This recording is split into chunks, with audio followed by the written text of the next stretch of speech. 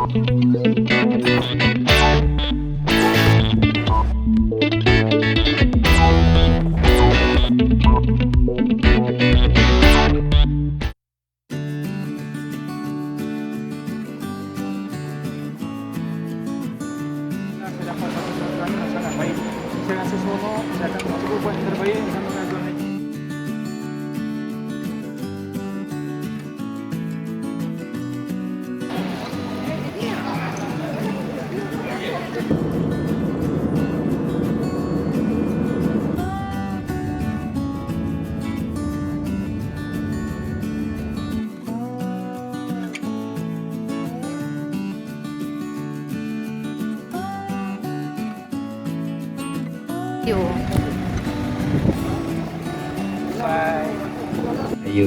Jadi hari ini teman-teman kita akan melakukan perjalanan dari airport menuju Padang Panjang.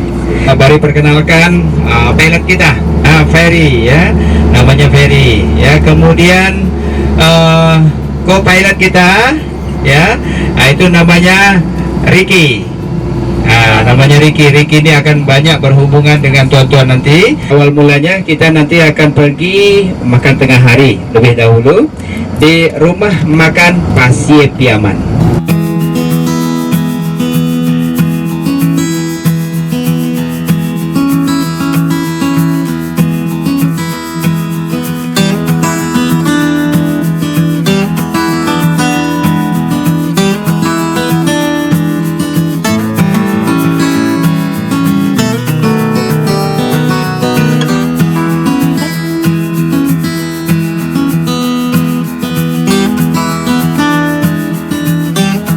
Ya, bila tuan-tuan sudah masuk daripada gate ini, maknanya tuan-tuan sudah sampai di tanah asal orang Minang.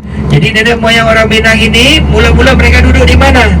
Masa dahulu, konon di abad ke-1 Masehi, air laut jumlahnya lebih banyak dibandingkan daratan kita. Mungkin saja masa itu tengah mengalami masa banjir yang cukup besar. Dan terjadi gejala-gejala alam lainnya yang menyebabkan air laut meluap ya.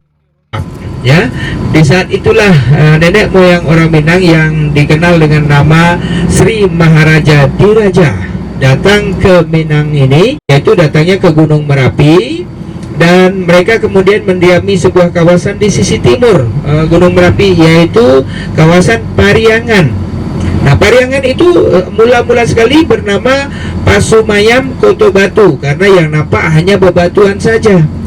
Mereka menambahkan bahteranya di situ. Kemudian Sri Maharaja Diraja dengan permaisuri dan istri-istrinya turun. Mereka kemudian membina sebuah penempatan atau kerajaan dikenali Pasumayam Koto Batu atau kini dikenali Pariangan, dan inilah tempatnya. Okay, kita parking sini ya. Parking sini. Untuk view dia. Nama tempat Pariangan. Nama kawasan ni dia punya nama Pariangan. Pariangan. Bermula daripada kata-kata daripada orang Hindu, iaitu Parahyangan, yang mana tanah yang nyaman, yang tenang. Tanah yang nyaman, yang tenang. Tapi kalau orang-orang sini cakap Pariangan ini memang kampung tertua lah. Kalau Kampung di tertua kawasan. di kawasan apa?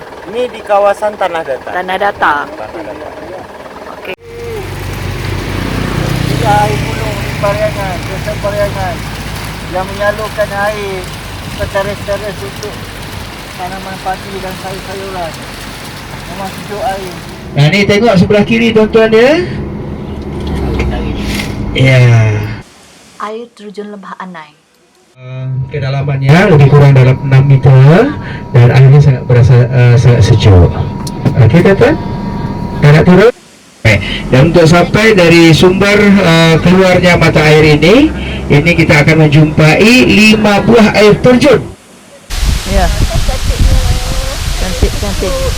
Ya, air dari air terjun Lembah Anai itu disalurkan dengan pipe.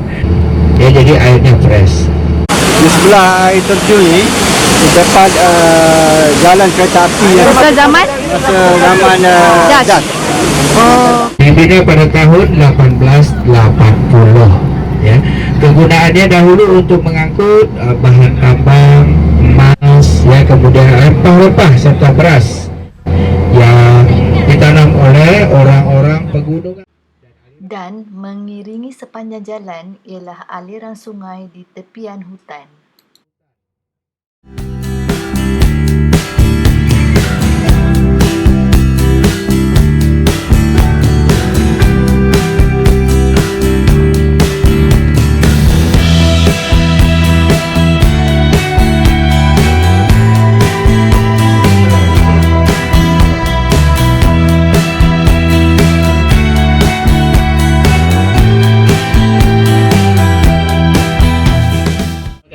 Encik Subari, ya.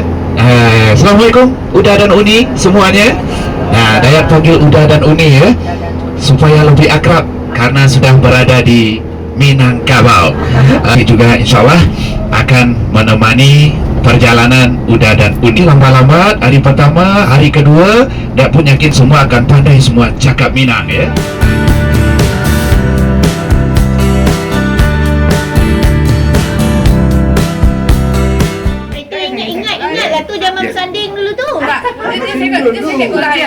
Boleh buka? Buka tudung saji. Buka satu tudung saji. Minta Yang paling hujung.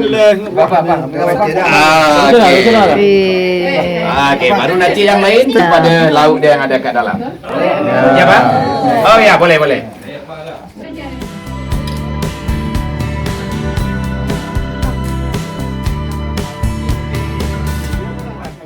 Kami baru saja balik makan malam di rumah Gadang dan 9 ruang. Sekarang kembali ke hotel untuk kami berehat buat malam ini. Sambung lagi hari besok pagi. Okey.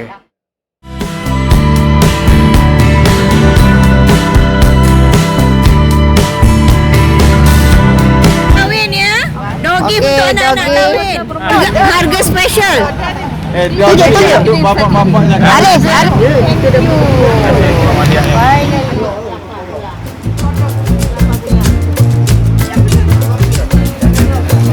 Dah habis.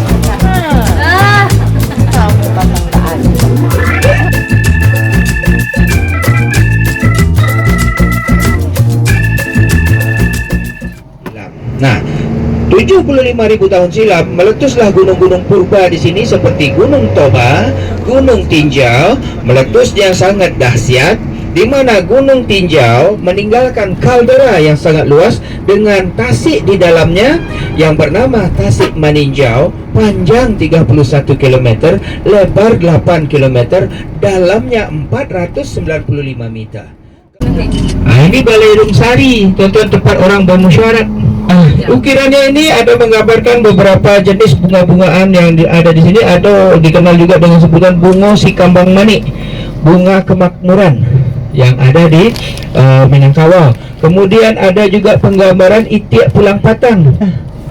Kemudian ada lagi, kalau di tonggak-tonggak sentiasa ada gambar kucing lolok, mengibaratkan di mana orang Minang ini walaupun dalam keadaan tertidur, mereka tetap bersiaga ya.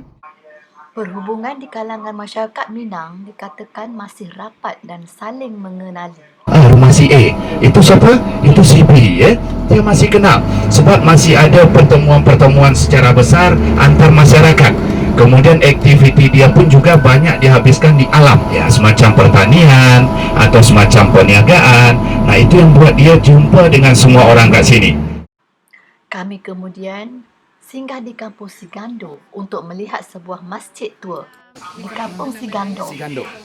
Kampung Sigando. Mereka menanam padi sepanjang tahun. Yang kuning ni habis, yang hijau tadi pun dah boleh masak. Kalau dia punya tanah banyak, kalau beras berlebih, baru nanti dia jual kat pasar. Kalau tidak makan sendiri. Makan sendiri. Beberapa kampung yang sudah ada kilang dia. Kilang. Tapi kilang dia pun masih unik. Orang kilang pun dia gunakan macam motor, engine, dia pusing-pusing dekat rumah. Nanti orang itu jumlah tak terlalu banyak. Tapi kalau jumlah besar, dia memang hantar kat kilang. Ini pula ialah kolam sumber air yang tidak pernah kering.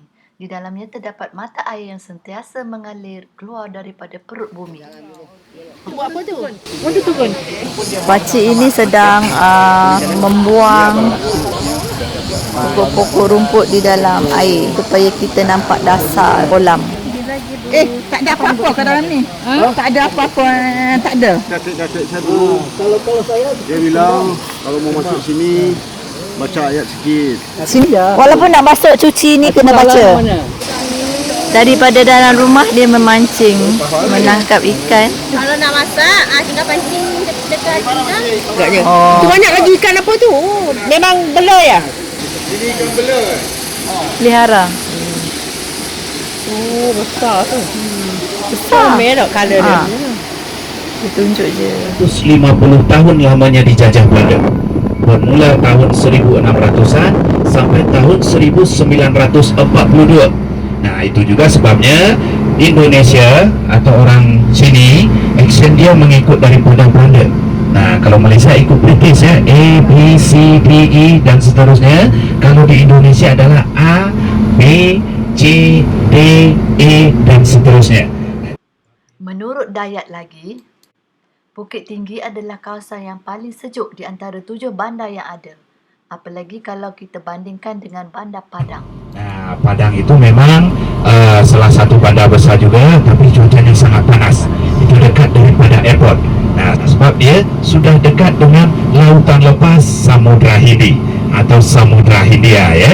Nah, jadi Padang Panjang ini adalah kawasan yang paling kecil di antara 7 bandar yang ada, tapi dia mempunyai sejarah-sejarah tentang kebudayaan dan juga semasa penjajahan. Okey, sampai di sini dahulu. Jumpa lagi kita di dalam siri episod kedua siri Jejak Waris Tok Bok di Padang Bukit Tinggi. Antaranya, pengalaman berwisata di Desa Lubuk Soda.